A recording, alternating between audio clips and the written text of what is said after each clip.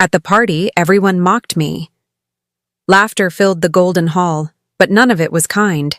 It was sharp, cutting through me like knives hidden behind smiling faces. My cousins whispered. My uncles and aunts snickered behind wine glasses. Even the children, too young to understand, pointed their fingers and copied what they saw the adults doing. I stood there, frozen, with every eye in the room burning into me. My cheeks were hot, my throat dry. It felt like the walls themselves had joined in, echoing their cruel voices back at me. And yet, none of them could have imagined what was about to happen. Nobody in that room, dressed in glittering gowns and polished shoes, eating from silver trays and drinking from crystal cups, knew that before the sun rose, the whole family would lose everything. Everything they had bragged about, everything they had built their pride upon, gone in one single night. That night, the ground beneath us shifted, and not one of them saw it coming. But I did. And now, you are here with me, listening, watching, waiting. Tell me in the comments where you're watching from, what time it is where you are, and don't forget to subscribe so you don't miss the rest of this story. Because trust me, you're going to want to know how it all happened. It didn't begin at the party. No, it started weeks earlier, with a woman most people ignored. She was old, her back bent, her eyes cloudy with age, her voice trembling like a candle flame on a windy night. Most people passed her on the street without a glance, without a coin, without even a thought. But I noticed her. I was walking home from school when I first saw her, sitting by the corner grocery store. She wore a faded brown coat that looked 2 sizes too big, and she held out her hands as though begging for warmth more than money. People brushed past her, clutching their bags and pulling their children close, as if kindness was something too expensive to spare. Something inside me told me to stop. "Are you okay, ma'am?" I asked softly. Her lips curled into a smile, one of those smiles that holds more pain than joy, the kind of smile that says thank you for even noticing I exist. She nodded but didn't answer right away. Instead, she studied me with eyes that seemed far older than her wrinkled face. "You see me," she finally whispered. "That is enough." I didn't know what she meant, but her words lingered with me for days. The next afternoon, I brought her a sandwich from home. My mom had packed 2 by mistake, and I figured she needed it more than I did. Her hands shook as she accepted it, and for the first time, I saw tears glisten in her eyes. She blessed me under her breath, a quiet prayer I didn't quite catch. From then on, I made it a habit. Sometimes it was food, sometimes just a smile and a hello. Sometimes I sat and listened as she told me stories about her childhood, about times when she was strong and had a family who loved her, about mistakes she made and lessons she learned too late. But what stood out most were the lessons she repeated again and again. Kindness costs nothing, yet it is worth more than gold. Remember that, child. Remember, for the day will come when you will need it. I thought her words were sweet, but maybe a little dramatic. I didn't know then how true they would become. Life at home was different. My family wasn't unkind, but they valued success, wealth, and appearances above all. My dad was a businessman, proud and loud, always reminding everyone of what he had achieved. My mom hosted parties with shining chandeliers and sparkling drinks, where people smiled too wide and laughed too hard. My cousins and I went to the same school, but they never treated me like one of them. I didn't wear the newest clothes. I didn't brag about our vacations. I didn't play the part they wanted me to play.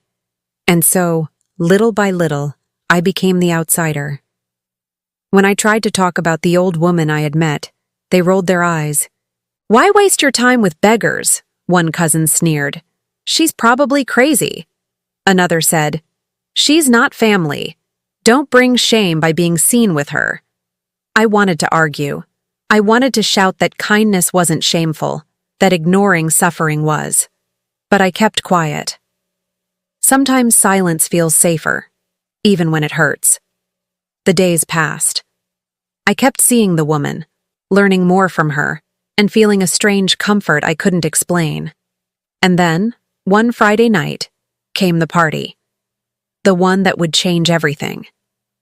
It was my cousin Amelia's birthday, and the house was overflowing with guests. The tables bent under the weight of food, the chandeliers glowed brighter than the moon, and everyone looked like they had stepped out of a magazine. I stood in the corner, holding a glass of juice, wishing I could disappear. And that's when it began. The jokes, the whispers, the pointing fingers. At first it was small. One cousin imitating how I walked, another laughing at the way my shirt fit. But then it grew louder. Someone shouted across the room, "Hey, tell us more about your homeless best friend." And the crowd erupted in laughter. I froze. My hands shook. My heart pounded. I wanted to run, but my feet wouldn't move. They circled around me, their voices rising, their faces mocking.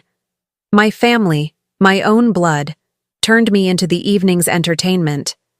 And at the center of it all was Amelia, her smile sharp, her eyes gleaming with victory. She leaned close and whispered, just loud enough for the crowd to hear, "You'll never be one of us."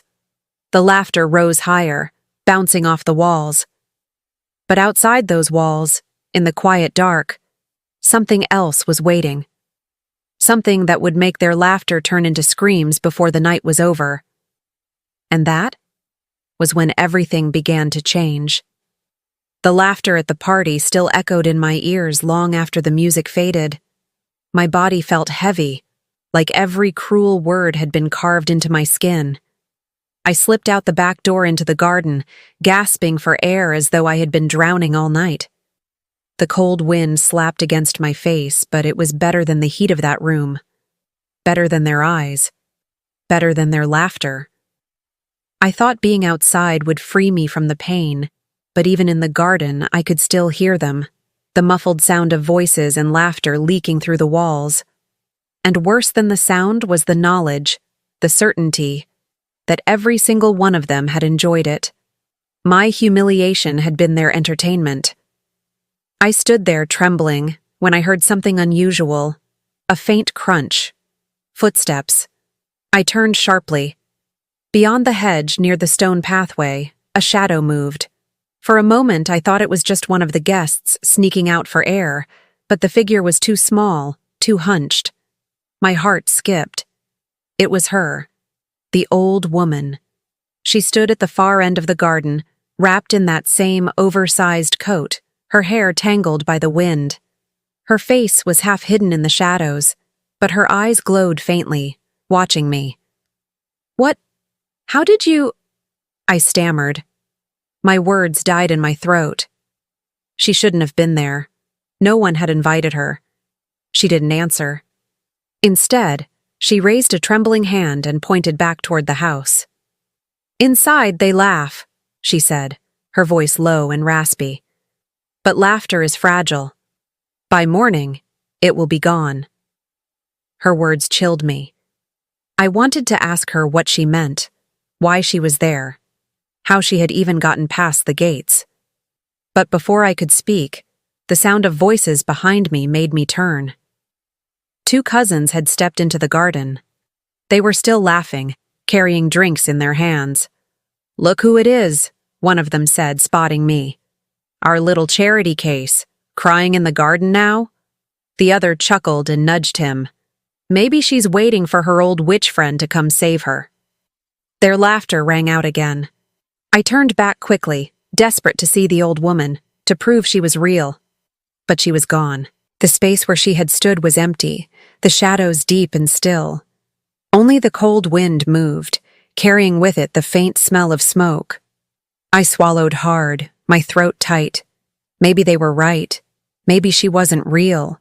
Maybe she was just in my head, a dream, a trick of the night.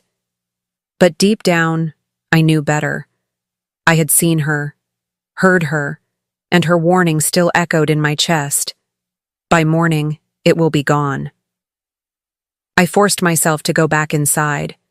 The party was still in full swing, though I kept to the edges now, avoiding every pair of eyes. The less I was seen, the better. The music pounded, the glasses clinked, the laughter grew louder. Everything looked perfect. But to me, the perfection felt like glass. Beautiful, shining, and ready to shatter. And shatter it did. It started slowly. At first, a faint buzzing sound. People thought it was just the speakers. But then, the lights flickered. Once, twice, and then completely out. The room was plunged into darkness, and gasps echoed through the hall. The music cut off. The laughter stopped. For a long, breathless second, the only sound was the nervous shuffle of feet and the whispers of confusion. Then, a crash. Glass breaking, a scream, footsteps running. Panic spread like fire. When the backup lights finally flickered on, the grand chandelier was gone. Not fallen. Gone. Only the blackened remains of its chains dangled from the ceiling. On the table below, shards of crystal lay scattered like ice, the feast ruined, the plates cracked, the food covered in glass. Everyone gasped. Amelia screamed, clutching at her mother. My father cursed under his breath, his face red with fury. Guests murmured in fear, their earlier laughter now turned into uneasy whispers. Something had happened, something no one could explain, and in the corner of the room, unnoticed by most, I saw it again. The faint outline of a woman slipping through the crowd, her coat brushing the floor, her hair wild, her eyes catching the dim light.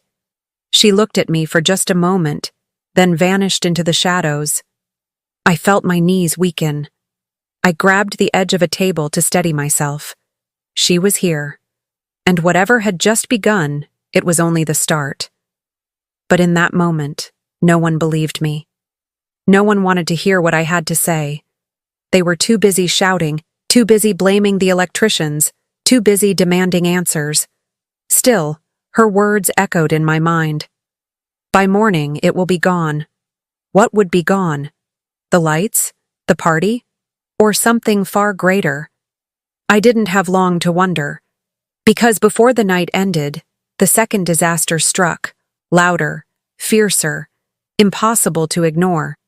And that was when the screaming truly began. The screaming came from the far end of the hall. At first, it was just one voice, a woman's shrill cry that cut through the uneasy silence. Then another, until the whole room seemed to erupt in panic. People shoved past each other, eyes wide, searching for the source of the terror. I followed their gazes, my stomach twisting. The heavy oak doors at the entrance, the same doors guests had walked through only hours earlier, were gone. Not open, not broken. Gone. In their place stood only an empty frame. Beyond it was no front porch, no driveway lined with parked cars, no night sky. Just blackness. A void so dark it swallowed the light of the hall. It was like staring into nothing, into a place that should not exist. The guests gasped. Some screamed. A man dropped his glass, the shatter echoing across the silence that followed. My father pushed through the crowd, his face pale. "This is ridiculous," he barked, his voice shaking despite his attempt to sound firm. "It's just a trick. Some electrical illusion. Stay calm." But no one stayed calm. Mothers clutched their children tighter. Guests pressed against the walls, whispering about curses and bad omens. Even Amelia, usually so smug, clung to her mother's arm, her wide eyes never leaving the doorway of darkness. I couldn't breathe. My chest rose and fell in shallow bursts. I knew, without understanding how, that this was no trick. This was the beginning of what she had warned me about. The old woman. I scanned the room, desperate to find her. And then, in the reflection of a tall mirror, I caught her face. She wasn't in the crowd. She wasn't standing openly. She was behind us, beyond the glass, watching from somewhere I couldn't reach. Her lips moved, but no sound came. I wanted to scream, to shout that she was here, that she had something to do with this. But before I could, the mirror shattered, spraying shards across the floor. The lights flickered again. People panicked. My father shouted for everyone to stay put, but his words drowned in the chaos. And then, suddenly, the black void in the doorway faded. The front porch was back. The driveway, the parked cars, everything looked normal, as if nothing had happened. The room fell into stunned silence. Guests blinked, rubbed their eyes, murmured nervously. Some laughed shakily, insisting it had been a hallucination. Others whispered about blackouts and tricks of the mind. But I knew better. I had seen her face in the mirror, and she had wanted me to see it. The party ended quickly after that. Guests hurried to collect their coats, their voices low and uneasy. No one stayed to chat or dance anymore. My mother tried to laugh it off, telling them it was just the lights, nothing serious. But her smile was too tight, her hands trembling too much. As the last car pulled away, the house grew quiet again. Too quiet. My father paced the hall, muttering under his breath, while Amelia sulked in a corner, arms crossed, face pale. I slipped outside into the night air. The garden was still, the trees swaying gently, as though nothing unusual had happened. But my heart was pounding too fast to believe in peace. And then I saw her again. The old woman stood at the edge of the driveway, her coat fluttering in the breeze. Her eyes met mine, and for the first time she smiled. A sad, knowing smile that made my stomach twist. I stepped forward. "What's happening?" I whispered, my voice breaking. "Why us? Why tonight?" Her smile faded. She lifted one frail hand and pointed back toward the house. "Because pride blinds," she said softly, "and pride always falls." Before I could ask more, headlights cut across the driveway. My father's car screeched as he drove past me, tires spitting gravel. He didn't see her. He didn't see anything but his own anger. I turned back. She was gone again. I stood there shaking, the words repeating in my head like a curse. Pride always falls. Inside, my family tried to pretend things were normal. My mother ordered everyone to clean up the broken glass. Amelia mocked me under her breath, saying I looked crazy in the garden, talking to shadows. My father returned hours later, furious and silent, slamming doors without explanation. But I couldn't sleep. Not with her words. Not with that image of the black void where the doors had been.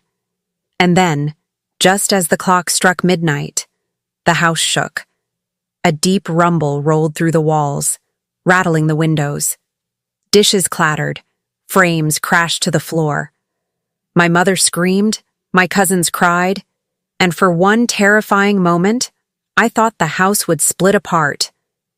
When the rumble stopped, silence fell again. We rushed outside to see what had happened, and that was when we realized the family's fortune, the symbol of their pride, the thing they guarded more than each other, was gone. The vault, the one hidden underground, beneath the east garden, the one only my father had the key to, destroyed. The ground above it had collapsed into a deep gaping hole. Every jewel, every gold coin, every secret stash of wealth, gone. In one night, everything they had laughed about, everything they had mocked me with, everything they thought made them untouchable, had disappeared into the earth, and it was only the beginning. The hole in the east garden gaped like a wound in the earth. Smoke still curled from its edges, as though the soil itself had burned. The night air reeked of ash and damp stone. Everyone stood frozen at the edge, peering down into the blackness where, only hours earlier, the family's treasure had rested. Gold coins, silver bars, diamonds, heirlooms, documents. Gone. Swallowed. My father's face turned a shade I had never seen before, somewhere between red with fury and white with fear. He staggered forward, nearly losing his balance as he stared into the hole. His lips moved, but no words came out. My mother pressed her hands to her mouth, her rings glinting in the moonlight, as if she was trying to protect them with sheer will. Amelia clutched her phone tightly, her eyes darting between the hole and her father, her face pale and hollow. I felt the ground sway beneath me. The treasure was more than money. It was their pride, their identity. It was the reason they looked down on others. It was what they believed separated them from the rest of the world. And now it was gone. Nobody laughed this time. Finally, my father found his voice. It was a roar that tore through the night. "Who did this? Who?" His voice cracked with rage and something else, something I never thought I'd hear from him. Fear. He turned on the gardeners, the staff, even the guests who were still leaving.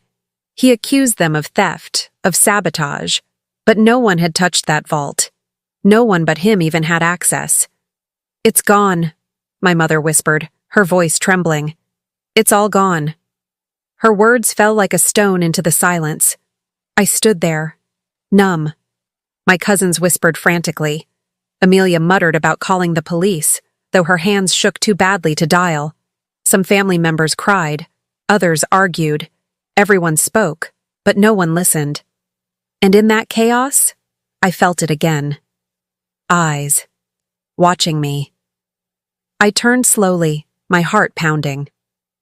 At the far end of the garden, beyond the flicker of the lamps, the old woman stood. The same faded coat, the same tangled hair.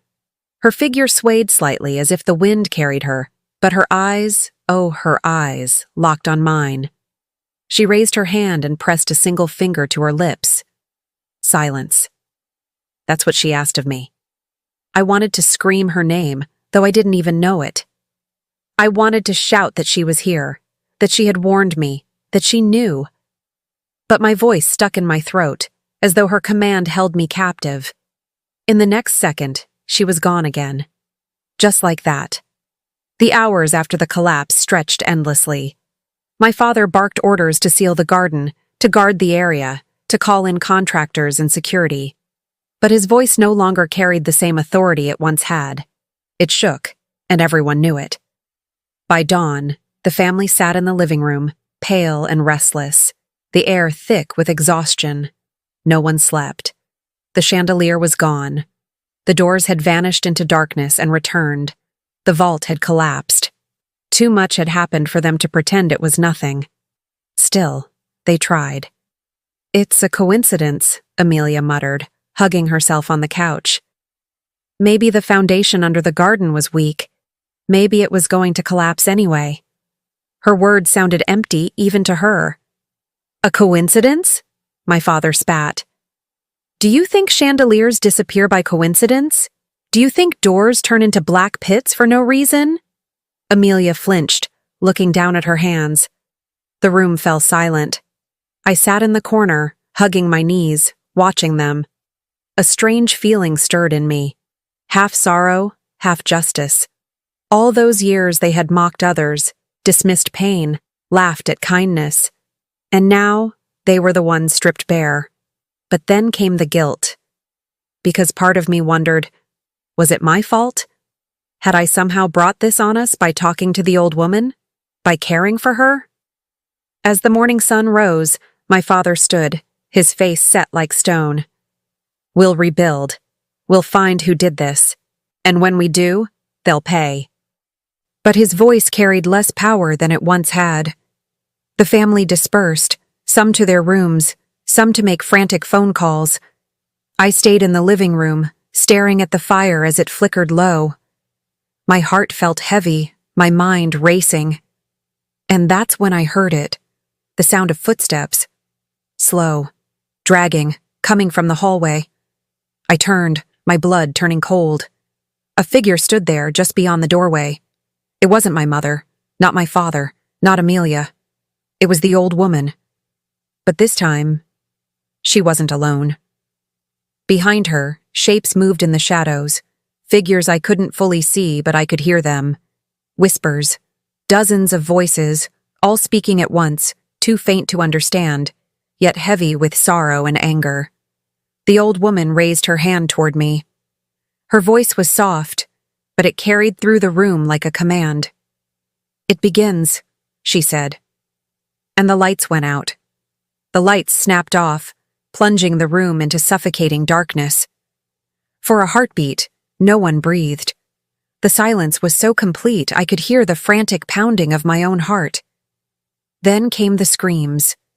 My cousins shrieked. Amelia clutched her mother, sobbing loudly. Somewhere in the dark, glass shattered, someone knocked over a lamp, and footsteps thundered against the polished floor. "Stay calm," my father's voice roared, though it was trembling more than commanding. "Everyone stay where you are." But no one stayed still. In the dark, fear ruled. I squeezed my eyes shut, but that only made it worse. In the blackness, I saw her again. The old woman's face. Her lips moved slowly, silently, like she was speaking only to me. "It begins." The words burned in my mind. The whispers grew louder. Not just in my head this time. Around the room, the air filled with voices. Low, heavy, sorrowful. Dozens, maybe hundreds, speaking together, a language too old for me to understand. The sound was like the wind moving through graves. And then, just as suddenly as they vanished, the lights returned. The fire crackled in the hearth. The lamps glowed. The room was bright again, but the old woman was gone. So were the shadows behind her. All that remained were my family, pale and shaken, staring at one another as if they were strangers. My mother pressed a trembling hand to her chest. What was that?" she whispered. "No one leaves this house," my father said firmly, his face set like stone. "Not until we figure this out." He paced the room like a caged animal, muttering about intruders, thieves, sabotage. His pride wouldn't let him admit what we all knew, that this was no human act. The rest of the family scattered into corners, murmuring, some praying, some arguing. Amelia sat curled on the sofa, her phone clutched tight, though the signal bars on her screen flickered strangely. "No service," she whispered, her voice breaking. "There's no service." The words sent another ripple of fear through the room. Outside, the world was silent. Too silent. No crickets, no wind.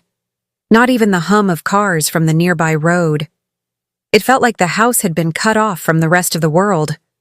I hugged my knees, my breath shaky. The old woman's words played again and again in my mind. "It begins." What begins? What did she want? Why was I the only one who seemed to see her clearly? Hours passed slowly, the family trapped in their own fear. Some tried to sleep, but most stayed awake, whispering about curses, about the vault, about the chandelier and the vanishing doors. But no one mentioned kindness. No one thought of what they had mocked or who they had ignored. I did. And guilt gnawed at me like sharp teeth. By morning, the sun should have risen. But when I peered out the window, the sky was wrong. A dull gray stretched endlessly. No sun, no clouds, no stars. Just gray. "Where's the sun?" Amelia asked, her voice cracking as she noticed it too. No one answered. My father cursed under his breath. "It's the weather. Nothing more. Don't lose your minds." But even he didn't believe his own words. The day dragged on in that strange gray light. The family gathered in the kitchen, eating without speaking, their eyes darting nervously at every flicker of shadow. The food tasted stale, the water metallic. Everything felt wrong. And then, just as some of the tension began to ease, it happened. A sound shook the house. Deep, booming, like fists pounding against the walls. Once, twice, again and again. The walls rattled. The plates clattered in the cupboards. Amelia screamed. My mother grabbed her hand. My father froze, his jaw clenched, his eyes wide. The pounding grew louder, coming from every direction.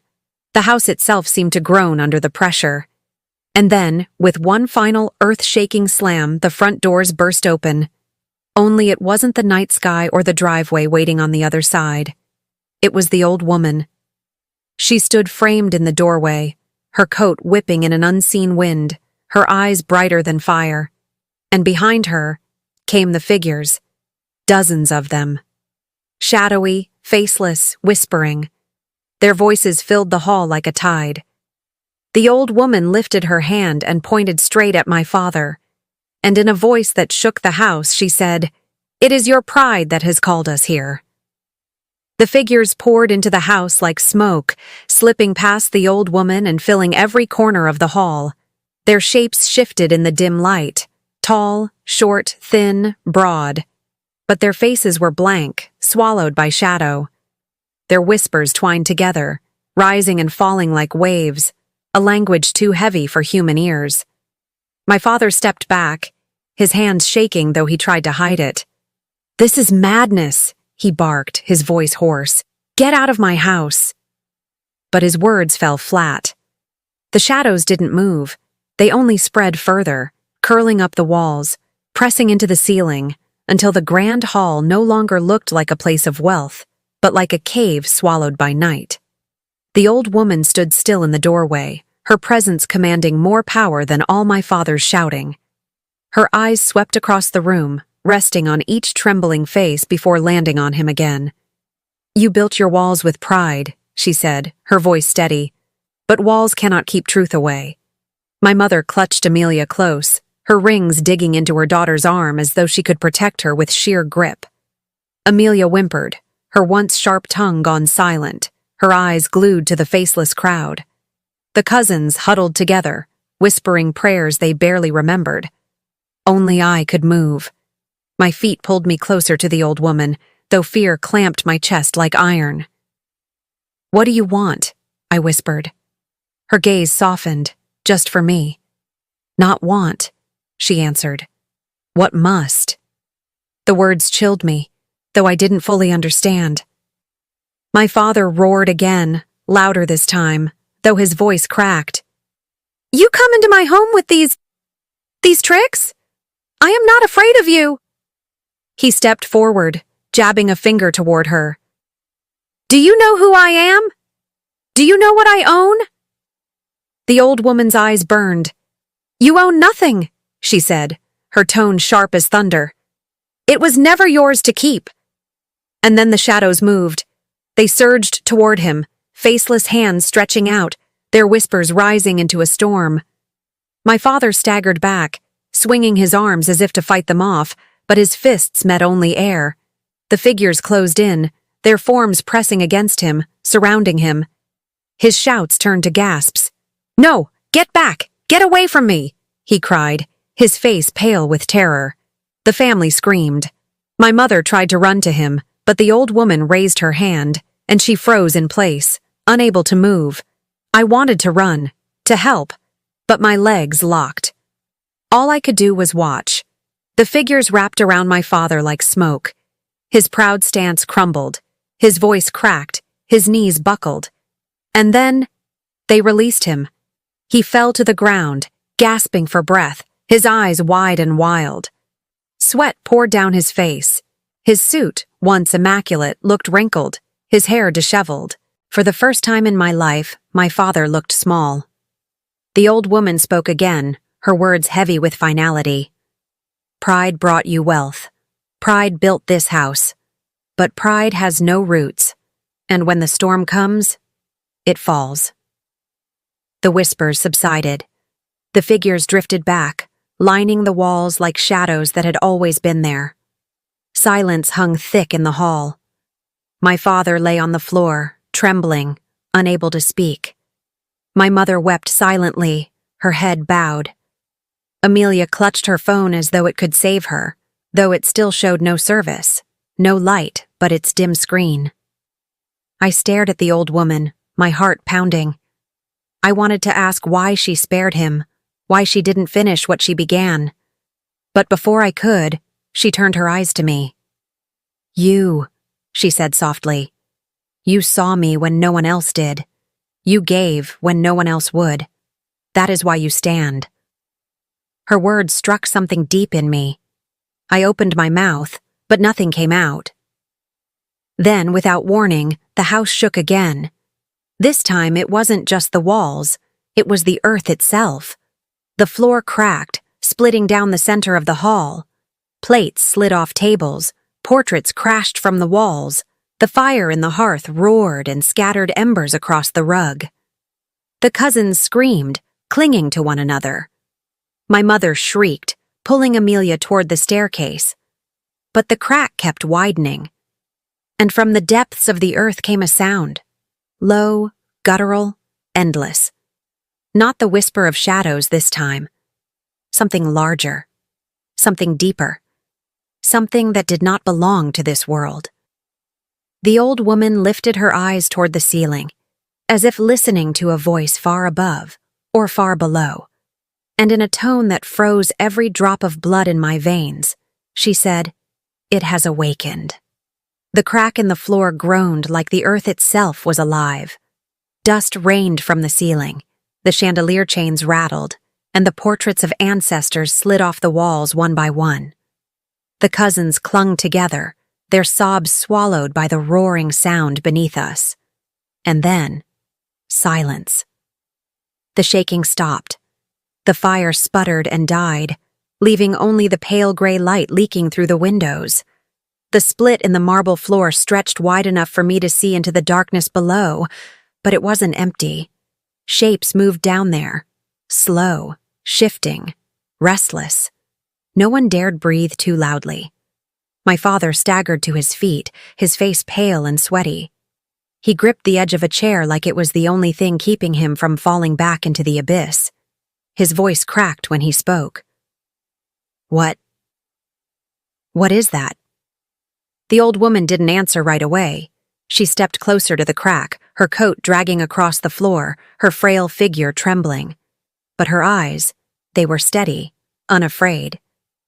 "What sleeps beneath pride?" she whispered. "Always wakes when pride falls." The words made no sense to anyone else, but to me, they struck like thunder. I remembered her voice when I first met her on the street. Kindness costs nothing, yet it is worth more than gold. My mother shook her head wildly, refusing to accept what she was hearing. "This is impossible," she snapped, though her voice wavered. "This is some trick, some punishment, but it can't be real." But the fear in her eyes betrayed her words. Amelia pressed herself against her mother, her once perfect curls tangled and messy, her face blotched from crying. "Make it stop," she whispered over and over. "Mom, make it stop." No one could make it stop. The faceless shadows that had followed the old woman shifted along the walls, their whispers rising again like a soft warning. They weren't attacking now. They were waiting. For what? I didn't know. The cousins huddled together, whispering prayers, promising never to mock again, never to laugh at others' pain. Their words spilled like desperate bargains into the air, as though someone might hear them and show mercy. But the old woman only turned her eyes back to me. "You must choose," she said softly. My breath caught. "Choose what?" Her gaze deepened, heavy as stone. "Who will stand? Who will fall?" My throat closed. "No, I can't." But she had already turned away, staring into the crack in the floor. Her whispers joined those of the faceless figures, their voices blending until the air hummed with sorrow and warning. The calm didn't last. Because just as my father tried to gather himself, just as my mother tried to comfort Amelia, just as the cousins dared to hope the shaking was over, something moved inside the crack. Not shadows this time, not whispers. A hand. A massive, gray, cracked hand, fingers like stone, reaching upward from the darkness. It slammed against the edge of the floor, shaking the entire house again. Dust poured from the ceiling. The cousins screamed. Amelia fainted in my mother's arms. The hand tightened its grip, dragging itself higher. And with horror clawing through my chest, I realized something was climbing out. The hand scraped against the marble floor, tearing long cracks into the polished stone. The sound was worse than nails on glass. It screeched through the air until every one of us covered our ears. My chest tightened. This wasn't just a hand. Whatever owned it was climbing out of the earth. The faceless shadows pressed themselves flatter against the walls, their whispers rising in urgency, no longer calm, no longer waiting. They were warning. The old woman spread her arms as though she was bracing for something, her eyes unblinking, locked on the thing below. My father stumbled backward, his suit soaked with sweat. We have to leave the house, now," he shouted. His voice was sharp, but underneath it was pure terror. My mother held Amelia tightly. "Where do we run, Daniel?" she screamed back at him. "Where? There's nowhere left." The cousins clung to one another, their little hands gripping so hard their knuckles turned white. Some cried, some prayed, but not one of them moved toward the door. The old woman's voice broke through the chaos, steady as iron. "You cannot run. You cannot hide. You must face what you birthed." "Birthed?" my father snapped, though his voice shook. "We didn't bring this thing here. This is your fault. You brought it into my home." The old woman finally turned to him, her face grim. "No, I warned you. You laughed. You mocked. And so it woke." Her words landed heavy in the air. Another sound rose from the crack. A rumble, low and guttural, like something breathing for the first time in centuries. The hand pulled harder, dragging more of the creature upward.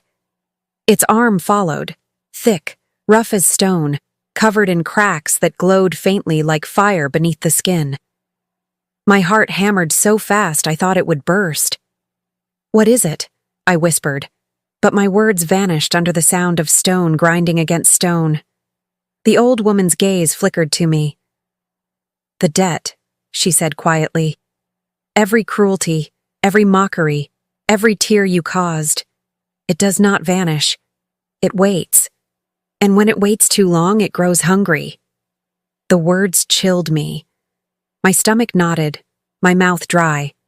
But I couldn't look away from the thing pulling itself out of the earth. The calm before had been unbearable.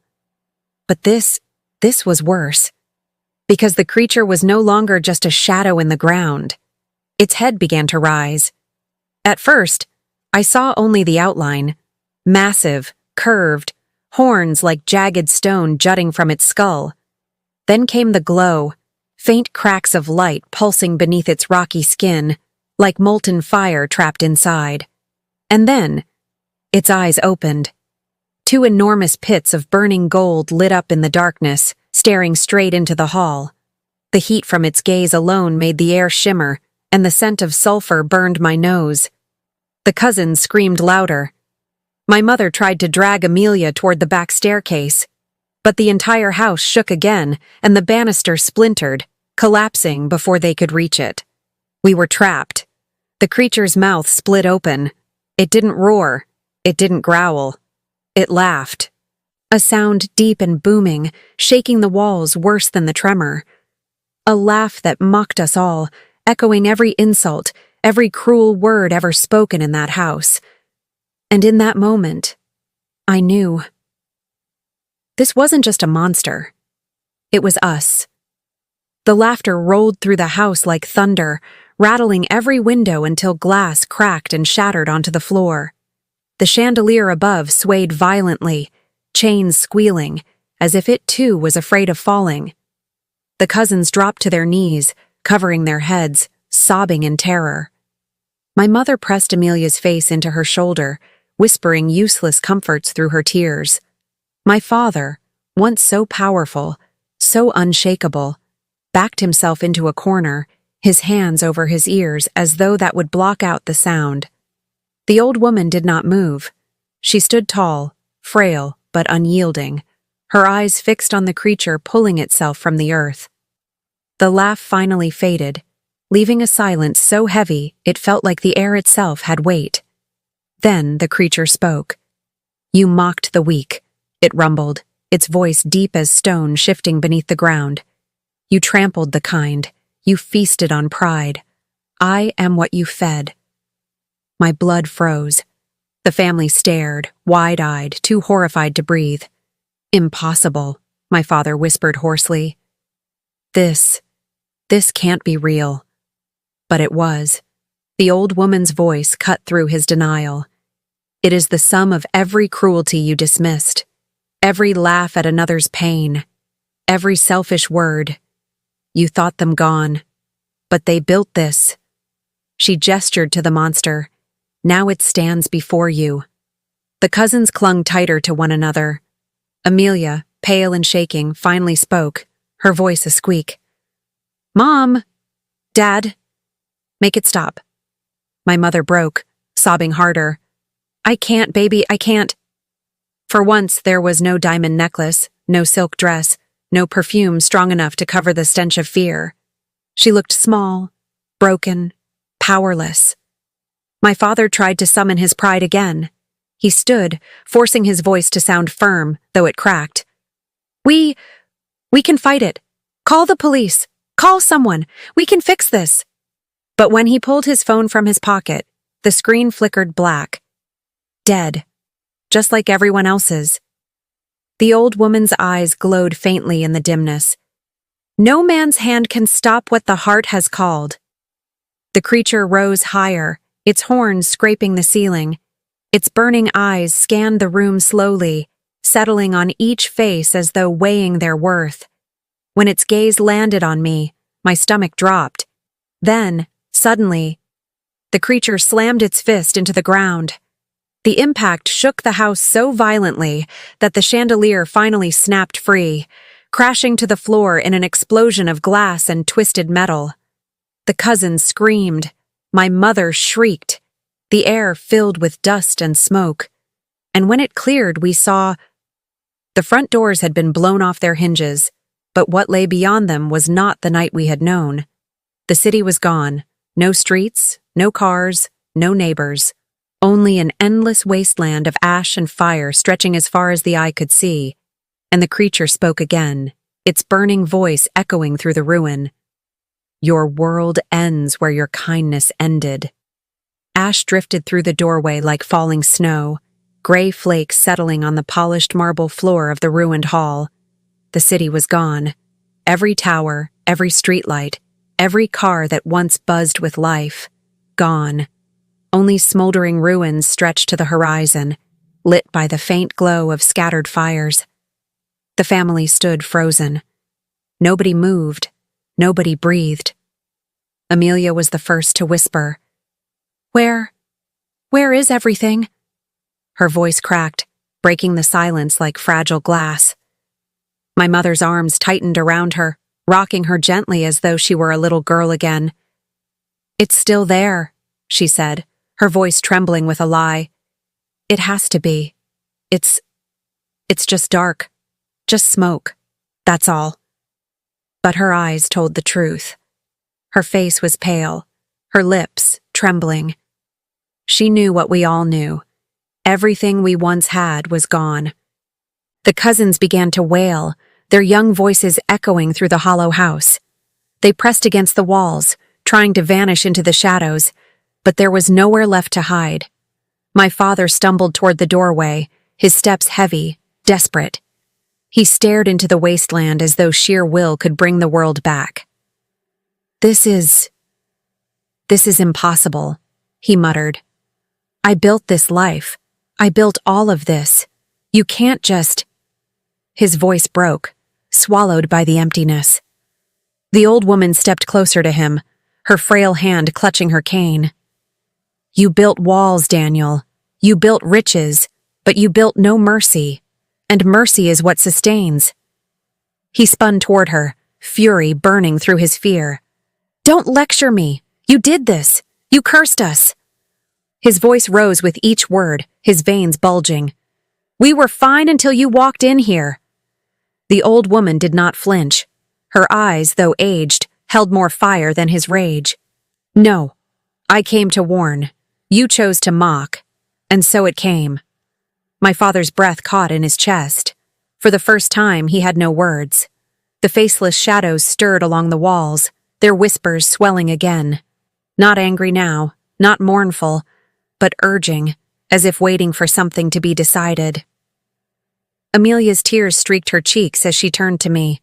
"Why us?" she begged. "Why would this happen to us? I wanted to answer, but my throat closed. Deep down, I already knew. The old woman's voice cut through the sobs. Because cruelty leaves a trail. Every laugh at another's pain, every kindness withheld, every heart hardened. It all gathers. It does not disappear. Tonight, it stands before you. Her words wrapped around me like chains. I thought of every moment, the way they mocked me, the way they mocked strangers, how they turned people's pain into jokes. And though I hated them for it, I also felt the sting of guilt, because I had been silent. I had let it happen. Before I could speak, the creature's burning eyes shifted again. It raised its head, its horns brushing the broken ceiling, and let out a breath so hot it seared the walls. The firelight outside flared brighter. Then, slowly, its gaze fell on the cousins. The children froze, clutching each other tighter, their sobs muffled by terror. The creature extended one massive, cracked finger toward them. The ground shook with its movement. "No!" my mother cried, dropping Amelia and rushing forward, shielding the cousins with her body. Her diamond bracelets clattered as she spread her arms wide. "Please, not them. They're just children." The creature tilted its head, the molten glow in its cracks pulsing brighter. And then, for the first time since it emerged, it spoke a single word that tore through every soul in the room. "Choose." The old woman's eyes closed. She whispered, "It has begun." The word hung in the air like a blade. "Choose." The faceless shadows whispered louder, their voices weaving together until the walls themselves seemed to echo the command. The cousins whimpered, their cries muffled by the weight of the silence pressing in on us all. My father's mouth opened, but no sound came out. His eyes darted between the creature, the old woman, and the children hiding behind my mother's trembling arms. His face was slick with sweat, his jaw trembling. For the first time, his power meant nothing. "Choose what?" he finally croaked. The creature leaned lower, its golden eyes blazing hotter. "Who will fall, and who will stand?" The word sent a chill racing down my spine. Amelia's voice cracked through the stillness. "No, no, we can't, we won't." She shook her head wildly, her curls flying. "You can't ask us that." The old woman's voice was steady, though sorrow weighed it down. "The debt must be answered. Mercy may save, but pride demands sacrifice." My mother sobbed, clutching the cousins so tightly they whimpered. "Take me," she cried, her voice breaking. "Take me instead, not them. Please, not the children." The creature's molten cracks glowed brighter, as though her plea had stirred it. The heat in the room grew unbearable, the air shimmering like fire. But it did not answer. Instead, its massive hand rose again and slammed into the floor beside my father. The marble shattered, sending shards across the hall. My father stumbled back, his face pale, his eyes wild. The message was clear. It wanted him to decide. The family erupted. The cousins sobbed harder. Amelia clutched her phone even though it was dead, shaking it as if willing it to come alive. My mother begged through tears, her words stumbling over one another. And my father turned to me. His eyes, once sharp with arrogance, now looked hollow, desperate. "You spoke to her," he rasped, pointing at the old woman. You knew something. You tell me. Tell me what to do." The old woman did not look at him. Her eyes were on me. And in that moment, I realized the choice wasn't his. It was mine. The creature's gaze burned into me, waiting. The faceless shadows shifted, their whispers softening now, like a crowd holding its breath. My heart pounded so hard it hurt. My mind screamed with terror. How could I choose? My family mocked me, yes. They laughed, they broke me. But they were still mine. My blood, my home. The old woman's voice cut through the storm in my head. Mercy given is mercy received. Cruelty given returns. I swallowed hard. My chest heaved. My hands shook. And just as I opened my mouth, the floor cracked wider. The cousins screamed as the marble split beneath their feet. My mother shrieked, yanking them back just in time before the ground collapsed into blackness. The sound roared through the hall, shaking the walls and toppling the last remaining portraits. From the darkness below, a new voice rose. Not the creatures. Something older. Deeper. Choose, or all shall fall. The second voice thundered through the hall, heavier than stone, deeper than the earth itself. It vibrated in my bones, rattled my teeth, and pressed against my chest until I thought I couldn't breathe. Choose, or all shall fall. The words echoed again and again, as though the very walls of the mansion were speaking. Dust fell from the ceiling, cracks split across the arches, and the chandelier's shattered remains shifted on the floor as though trembling in fear. The cousins wailed. My mother collapsed onto her knees, clutching them, rocking back and forth as if movement could shield them from the command. Amelia's hands shook so badly she dropped her useless phone, the clatter echoing through the silent dread. My father pressed his back against the wall, his face gray, his lips moving, but no sound coming out. For the first time, I saw him as a man. Not a giant, not untouchable, just a man, terrified. The old woman's voice finally broke through the chaos, soft but firm. The time is gone for pride. Mercy alone can answer, but mercy must be chosen. Her words sank into me like stones. All eyes turned toward me. My father's, my mother's. Even the cousins looked at me through their tears, their faces streaked with ash and fear. The creature's burning golden eyes locked on me. The second voice rumbled from the crack, shaking the ground. You. My breath caught. Me? Why me? I stumbled backward, my legs weak. I can't, I whispered, shaking my head. I can't do this. But the old woman stepped closer, her cane tapping against the broken floor. You saw me when no one else did. You gave when no one else would. That is why you stand. Her eyes burned into mine. And that is why the choice is yours. My chest tightened. Hot tears blurred my vision. Why was I being asked to carry this weight? I was the one they mocked, the one they laughed at, the one they never protected. And now I was expected to save them? The whispers of the faceless shadows rose, no longer harsh, but like a crowd urging me forward, waiting. Amelia suddenly crawled toward me, her eyes wide, her lips trembling. Please, she begged, clutching my arm. Don't let it take us. Please. I know I was cruel, I know, but I'm sorry. I'm sorry. Her words tumbled out in a rush, desperate and broken. My mother pulled her back, tears streaming down her face. It should be me, she sobbed. I mocked. I sneered. Let me fall. Just spare them. My father's jaw clenched, his fists shaking. For a moment, I thought he would offer himself too. But instead, his voice broke, hoarse and desperate. Son, you can't let it be me. Do you understand? You need me. The words sliced through me. Not mercy, not humility. Fear. The air thickened, the cracks in the floor glowing brighter as the second voice thundered again. Choose, or all shall fall. The house groaned like it was about to collapse. The cousins screamed louder, the firelight outside flared, the shadows pressed closer, and the creature's golden eyes narrowed. My lips parted. I didn't know what name would leave them. I didn't know who I would condemn. And then, the old woman's cane struck the ground with a sharp crack. The whispers stopped. The house went still.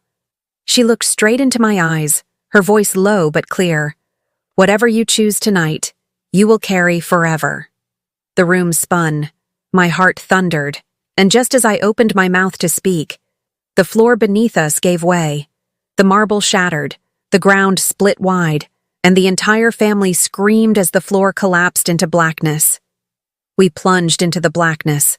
The marble floor, the broken chandeliers, the shattered portraits, Everything crashed downward with us, swallowed by the gaping maw of the earth. My screams tangled with those of my family, a chorus of terror echoing through the abyss. Wind whipped against my face, icy and endless, though there was no bottom in sight. Amelia's hand brushed mine in the fall, but we slipped apart, spinning helplessly through the void. My mother's cries carried, raw and hoarse. My father shouted words I couldn't hear over the roaring air. Then, suddenly, light. A faint glow rose from below, spreading wider as we fell. My stomach twisted. It wasn't sunlight. It wasn't fire. It was something stranger, an eerie red shimmer, pulsing like a heartbeat. The ground rushed up faster than I could brace. We struck hard, but not against stone. The surface rippled beneath us like liquid, though it held our weight. I gasped for breath, sprawled across something warm and slick that glowed faintly red. When I finally looked around, my blood froze. We weren't in the mansion anymore. We stood in a vast cavern, its ceiling lost in shadow, its floor a shifting sea of glowing red mist. Jagged pillars of black rock jutted upward like broken teeth, their edges sharp enough to cut the air. The ground we landed on pulsed faintly beneath our feet, like the floor itself was alive. The cousins huddled together, their faces streaked with tears, their small bodies shaking. Amelia knelt beside them, her mascara smeared, whispering frantically that everything would be okay, even though her voice betrayed her lie. My mother clutched at her pearls, though they were cracked and dim, as if even jewels had lost their shine here. My father pushed himself to his knees, gasping, "Where? Where are we?" The old woman stood tall, untouched by the fall. Her eyes swept the cavern, calm but heavy with grief. "You have entered what your pride built," she said softly. "This is where cruelty collects." The faceless shadows slithered down the jagged walls, filling the cavern, their whispers circling us in a storm. I couldn't tell if they were condemning us or guiding us. Then, the creature rose from the mist. It was even larger here. No longer bound by the house or the earth above, its full body emerged, towering high, its molten cracks glowing brighter, its horns curling like crowns of fire. Its golden eyes burned hotter as it spread its arms wide. "This is the depth of your laughter," it rumbled. "This is the harvest of your pride." The second voice, older, deeper, unyielding, echoed through the cavern. "Choose. Now." The cavern trembled. Red mist surged around our ankles, pulling at us like hands. The cousins screamed, clinging to my mother. Amelia's sobs tore through the cavern. My father staggered back, his face drained of blood. I felt every gaze on me again. My family's, the old woman's, the faceless shadows, the creature's golden fire. "Please," my mother cried, reaching toward me. "Please spare them. Choose me. Take me instead." Amelia shook her head, choking through tears. "No, Mom, he can't. He won't." She turned to me, her voice cracking. "Please, don't let it take us. Don't let it take me." The cousins wailed louder, calling my name now, begging me. Their tiny voices pierced deeper than any roar. And my father, he said nothing. He only stared at me, his silence louder than all the rest. The old woman's voice wove through the chaos. "Every soul you spare will shape who you become. Every soul you condemn, you carry forever." My heart pounded, my vision blurred with tears. I wanted to scream. I wanted to run, but there was nowhere left. The creature leaned lower, its golden eyes blazing, its voice shaking the cavern. "Choose." And as the red mist surged higher, threatening to swallow us all, I opened my mouth and spoke a name. The cavern fell silent. The whispers stopped. The creature's eyes narrowed. And with a single movement, it reached down, its massive hand curling around the one I had named. The screams that followed tore through the cavern, so raw and so final, they would never leave me. The name left my lips like a stone I could never take back. The cavern went silent. Even the mist stopped moving. The shadows stilled, leaning in as though holding their breath. The creature's molten chest heaved once. Then it lowered, its massive hand curling around the one I had condemned. They screamed. Oh, they screamed, thrashing against the grip that burned brighter than fire. The sound carved itself into my bones, a sound that would never leave me. The cavern glowed white-hot as the creature lifted them, higher, higher, until the mist itself recoiled. And then, gone. The body vanished into light, consumed without a trace, no ash, no mark, only silence, sudden and hollow, echoing across the cavern floor. The cousins shrieked and clung to one another. Amelia collapsed, clutching the ground, sobbing uncontrollably. My mother's wail rose, ragged and broken, as she reached for the empty air where they had been. My father staggered back, his mouth open, his face drained of life. I stood frozen, my heart hammering, my throat tight with bile. I wanted to undo it, to snatch the word back, but it was carved into the world now. The old woman's voice came again, low and steady. And so the weight has fallen, mercy given, and judgment carried. The creature straightened, its golden eyes fixed on me.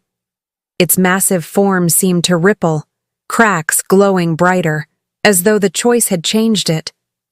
The faceless shadows rose higher along the cavern walls, whispering faster, a storm of voices, though I could not understand the words. The mist around my ankles began to fade. The ground steadied, the red glow dimmed, and slowly, painfully, I realized we were rising. The cavern dissolved beneath us, pulling away like fog, the jagged pillars, the shadows, the fire-eyed creature, all shrinking, falling away into nothing. My family clung together, sobbing, their eyes wide with horror, their bodies trembling. Then, with a jolt, we were back. The mansion stood around us again, though ruined, charred, cracked, and silent. The chandeliers lay in ruins. The walls were blackened. The air stank of ash. But we were here, alive, all of us. Except the one I had named. The silence in the room was heavier than any scream. My mother's face crumpled as she buried her head in her hands. Amelia whispered over and over, "It should have been me. It should have been me." My father turned away, his shoulders shaking, though no tears fell. I couldn't move. I couldn't speak. My throat felt locked. All I could hear was the echo of their scream, endless in my mind. The old woman stood by the ruined doorway, her cane tapping lightly against the floor. Her eyes rested on me, filled with something deeper than pity, something like sorrow, but also recognition. "You have done what none of them could," she said softly, "but the mark will remain, what you gave and what you took." Her words cut sharper than any blade. The cousins whimpered. Amelia tried to hold them, but her own shaking made it weak. My mother crawled toward me, her face streaked with tears, her voice hoarse. "Why?" she asked. "Why them? Why not me?" I had no answer. The air grew colder. The house creaked. For a moment I thought it was only settling after the chaos. But then I saw the shadows still clinging to the walls. Not as strong, not as many, but still there, watching, waiting, and I realized it wasn't finished. The old woman lifted her head, her eyes hard. "The house has tasted judgment, but its hunger is not gone." The floor groaned. A deep crack split across the marble again. The cousins screamed. Amelia clutched my arm. My father shouted for everyone to run. And then, from the black crack in the floor, the second voice returned.